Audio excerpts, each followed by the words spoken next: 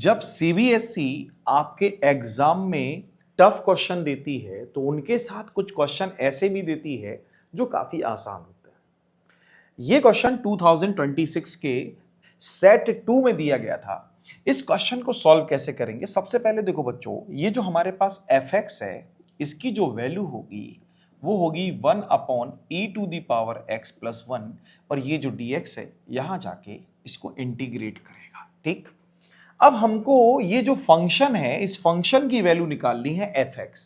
Question में हमसे किसकी वैल्यू पूछी है? फंक्शन की वैल्यू पूछी है। सो बच्चों, इसको इंटीग्रेट करना है। इसको इंटीग्रेट कैसे करेंगे? इसको इंटीग्रेट करने के पहले हमें क्या करना होगा? कुछ इसके जैसा ही हमें न्यूमरेटर तैयार करना है। इसका मतलब हमारे पास 1 तो दिया है, इसमें e पावर x ऐड करेंगे, साथ ही साथ e पावर x सब्ट्रैक्ट भी कर लेंगे।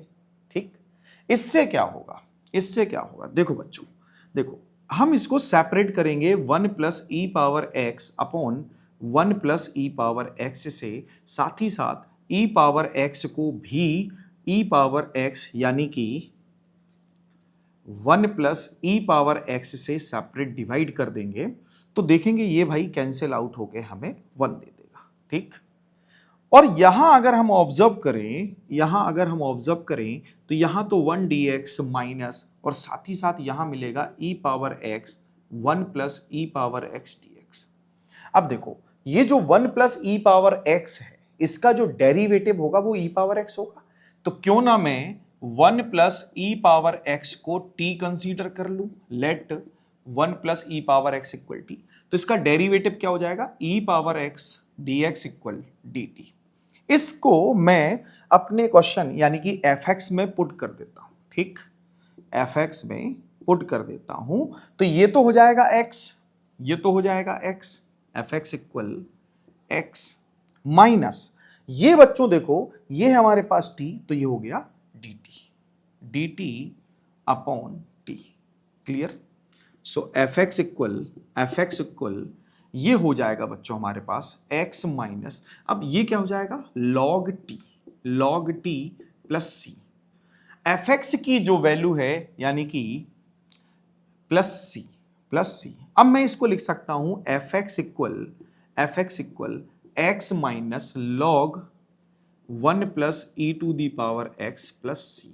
ठीक, अब मैं अगर x की वैल्यू 0 पुट कर दूं तो मुझे यहां मिलेगा f0 is equal to 0 minus log 1 plus E to the power 0 plus C. ठीक बच्चों, अब देखो, ऑब्जर्व करो, इसकी वैल्यू log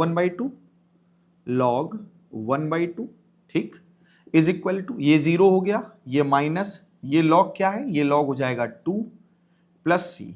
तो क्या मैं बच्चों यहां से इस जो log 2 को यहां लेके आऊंगा तो log 1 प्लस 2 प्लस log 2 हो जाएगा।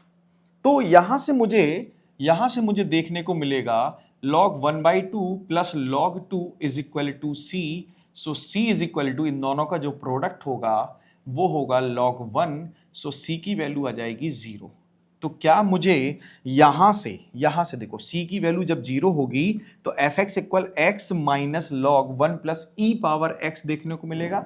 सो fx equal, this is capital is equal to x minus log 1 plus E power x। So this is final answer. I hope बच्चों इसका सॉल्यूशन आपको क्लियर हो गया होगा। अगर इसका सॉल्यूशन क्लियर हो गया तो वीडियो को लाइक करें, चैनल को सब्सक्राइब करें, साथ ही साथ बच्चों कमेंट बॉक्स में जरूर बताएं कि वीडियो कैसा लगा। Thank you.